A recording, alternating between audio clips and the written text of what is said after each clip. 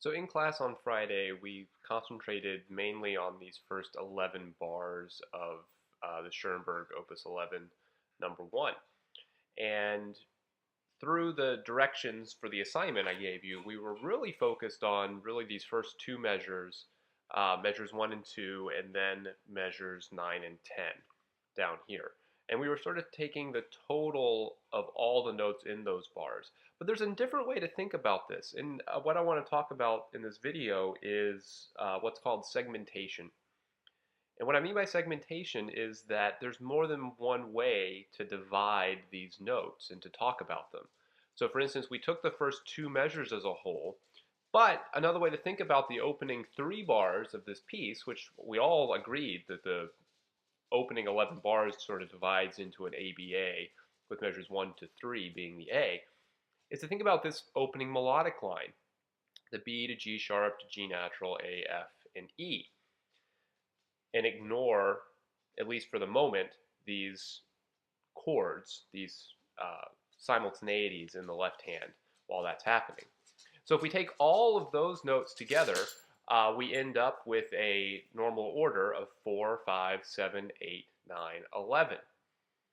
Now, if we then apply that new thing we learned, the interval vector, right? Don't get scared off by the word vector. We end up with an interval vector of 3, 3, 3, 3, 2, 1. And again, all that interval vector means is that the first number 3 says there are 3 semitones in this set. Then there are 3 whole steps, then 3 minor thirds, so on and so forth, all the way up to the last number saying there's only 1 tritone in the bar. So that gives us something else with which to look and compare to other things. Now, we never talked about this middle section. We never talked about these middle bars of the opening introduction from the first 11. So let's check out this line down here on the left hand. This is sort of another melodic idea. Whereas this initial melodic idea was descending, this one is now ascending. So maybe they're related in some way. So the best way to figure that out is to try to determine, well, what is the normal order for this group of pitches? Well, it turns out it looks something like this. 6, 8, 9, 10, 11, 2. The cool thing about this grouping is if we calculate the interval vector, which you can do on your own now, maybe just pause the video, figure out what the interval vector would be for that. Good, now that you're back, the interval vector is the same as the opening 3 measures in the melody. 3, 3, 3, 3, 2, 1.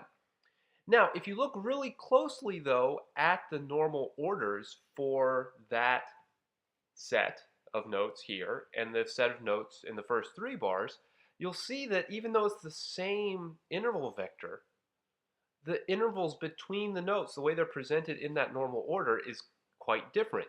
And you just look at the first 2 pitch classes in the set.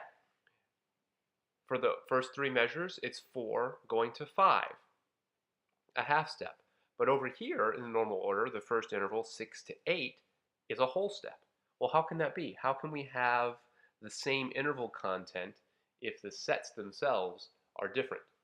Well, this is a little preview of things to come a little bit later, but it turns out that you can have sets of pitches that have the same interval content yet are different sets of pitches.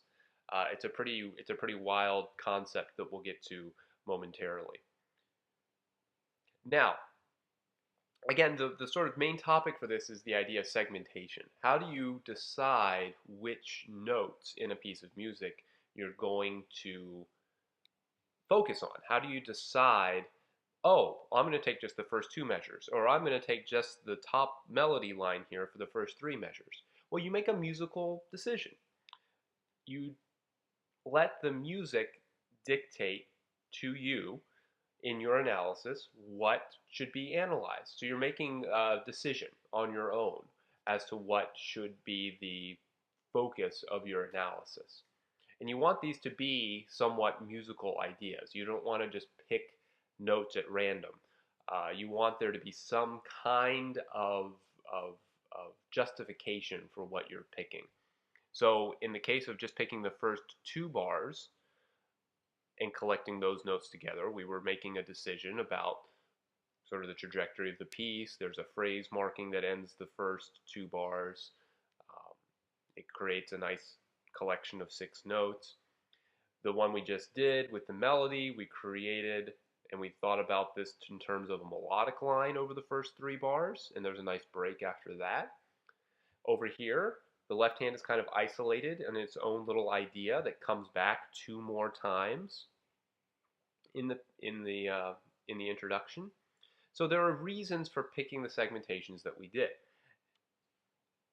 Obviously, some segmentations will work better than others, so sometimes it's a matter of trial and error. Just pick some segmentations and be consistent about it.